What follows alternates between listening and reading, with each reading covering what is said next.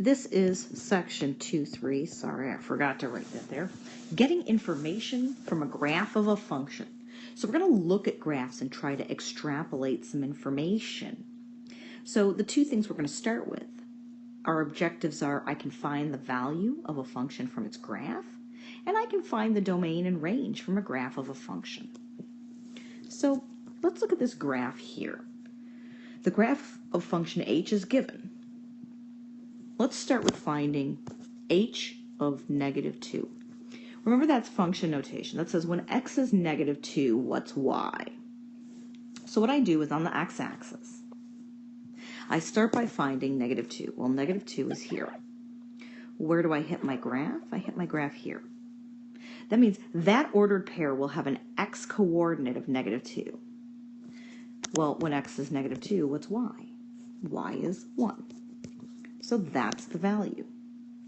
So for h of 0, that says what's the output when the input is 0? So another way to do it is to make an ordered pair.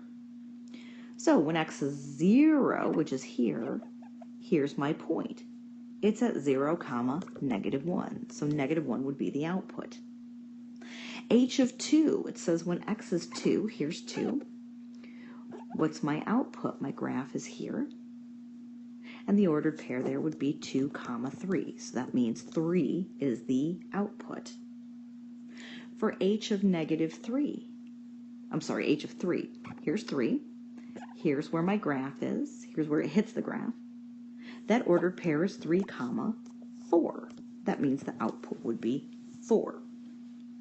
I didn't think to do it this way when I was showing in class. I think this may help some of you out some.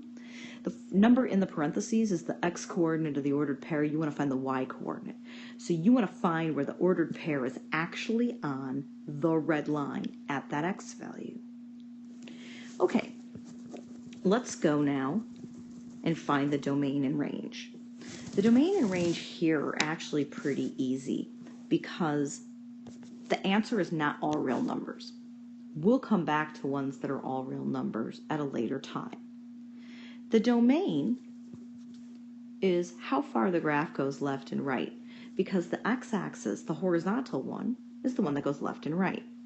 So I want you to note that the graph goes as far left as x is -3, and it goes as far right as x is 4. So we say that the domain is between -3 and 4. And notice the way that I wrote it. I wrote it as that compound inequality. I love compound inequalities because the x is literally between the number -3 and the number 4. So x is every number between those two. And how about the range? The range are the y values. It's how high and how low the graph goes. So the graph goes as high as 4 and as low as -1. Now remember, the range is the y value, so I'm going to write it from least to greatest. So least is -1, less than or equal to y, less than or equal to 4. All right, let's get rid of that and go to a different color. In the next question, it says, for what values of x, or find the values of x for which h of x is equal to 3. This is not x, that's y. So where is the graph equal to 3? Well, I drew the line y equals 3, and there are 3 places where my graph hits that horizontal line. So one of them is when x equals -3, right there. One of them is when x is 2, and one of them is when x equals 4. Sorry, I wrote -2 instead of +2.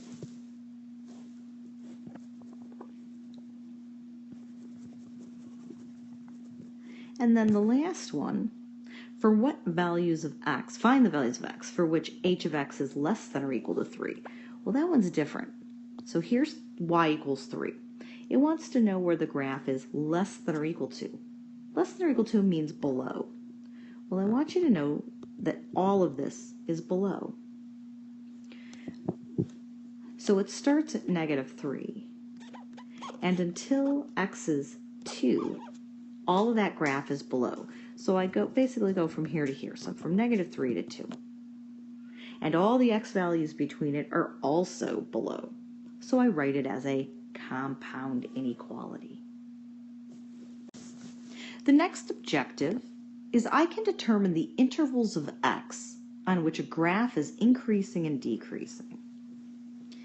Now, when we read a graph, you're going to read the graph from left to right, like you read a book. Put your pencil on the leftmost part of the graph. So I'm going to start here and put my pencil there because that's the leftmost point of the graph. So as I go to the right, did my pencil go up or down? Well, it went up. So we call that increasing. Now, from what x value to what x value was it increasing? It started at -1, and then it stopped at x is +1.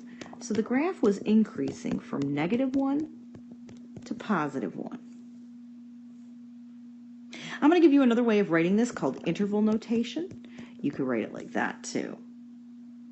Matter of fact, if I go back here, you could have also written this as -3, 4, and notice it's in brackets, not parentheses like an ordered pair, and then -1, 4.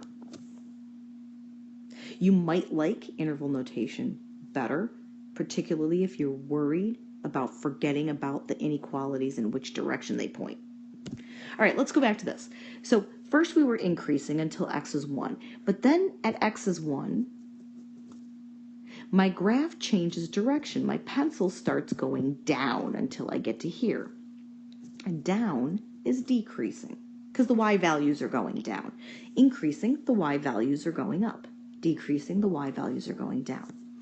So now I'm decreasing, and I started at 1, but then I stopped decreasing at x is 2. Remember, you're always looking at the x-axis, just the x-axis, just the x-axis. Increasing and decreasing may have to do with how the y values are changing, but the intervals in which they're increasing and decreasing have to do with the x values. All right, so then at 2, my pencil starts to go up again until I get to x is 4. So I must be increasing again from 2 to 4. This is called intervals of increasing and decreasing. It only has to do with the x values. Let's try it one more time with problem 21 here. Start on the leftmost side. So I'm going to start here. This is x is -3. And first I go down until x is -2. So I'm decreasing from -3 to -2. And then I change directions and my pencil goes up from -2 to -1. So I'm increasing from -2 to -1. And then at -1, my pencil goes down again until x is +1. So I'm decreasing again from -1 to +1. And then my pencil goes up again until x is 2. So I'm increasing from 1 to 2. And then I'm going down again from x is 2 until x is 3. So I'm decreasing from x is 2 to x is 3. One of the things I want you to notice about both of these problems is the second number is the first number in the next interval. The second number is the first number in the next interval. And it doesn't matter how many intervals there are. Some functions have one interval. For example, if I give you this graph is only increasing forever because it's going up from left to right. Some functions only have two intervals. Quadratics, or your parabolas, they decrease and then they increase, and that's it. And some have more. The last objective from this particular section is I can find maxima and minima from a graph of a function. Maxima and minima are also known as extrema. Extrema are high and low points on a graph. Anytime the graph changes direction, we have a maximum or minimum. So let's talk about these two problems in terms of their increasing and decreasing intervals and where maxima and minima occur. So if I read number 31 from left to right, first I'm decreasing, but I'm decreasing until this x value. Now here's the thing. Where did I start? This one's different because this graph actually is going up forever. So the graph is really decreasing when x is less than -2. This one didn't start at a certain place. Interval notation is a little bit different for this. In case anyone's seen it, the interval notation is -∞, 2. But don't worry if you've never seen it before. It just means it went from the negative x direction until 2. Well, when the graph changes direction, so now the graph is changing directions, right? It's increasing until I get to here. So it's increasing from 2 to 0. Remember, this is x is 0, not x is 2. 2 is the y value. A minimum occurred. How do I know it's a minimum? Because it's a low point in the graph. So there's a minimum at -2. Oh, that shouldn't say 2. That should say -2. I've made a mistake again, but I corrected myself. That ordered pair is at -2, -1. All right, so now when I get to 0, 2, you'll notice that the graph changes direction again. So that is a maximum. It's a high point in the graph. So there's a maximum at 0, 2. And then the graph starts to go down again until here. So it's decreasing again from 0 until 2. Remember, the second number becomes the first number of the next interval.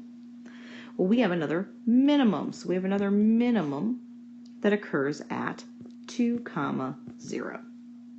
And then the graph increases forever. And so what we say is it goes from 2 to infinity because it just goes forever. Technically, this isn't a bracket, it's a parentheses, but I'm not even going to go into that. Let's try this again. So first the graph is increasing. It starts over here, -∞. The reason this is -∞ is because this is the negative x-axis. So it's increasing from -∞ until x is 2, which means that is a maximum because it's a high point in the graph. And the maximum is at -2, 2. And then the graph is decreasing. It's decreasing from, I did it again, that should be -2, -2 until x is 0. When it hits a minimum, because it changes directions again. So there's a minimum at 0, -1. And then the graph increases again until here. So it increases from 0 to +2. I'm running out of space. So there's a maximum at 2, 1. And then the graph decreases forever. So it's decreasing from 2 until x is +∞. So we did two things in these problems. We identified max and min. As a matter of fact, you don't have to do the intervals to figure out where the maximums and minimums are. You just put dots on every place where the graph changes direction. To identify a max or min, you're going to tell me the ordered pair at which it occurs. And then for intervals of increasing and decreasing, you can write it this way. I think most of you will like writing it like this better rather than writing it as an inequality. And that is section 2.3 on getting information from a graph of a function.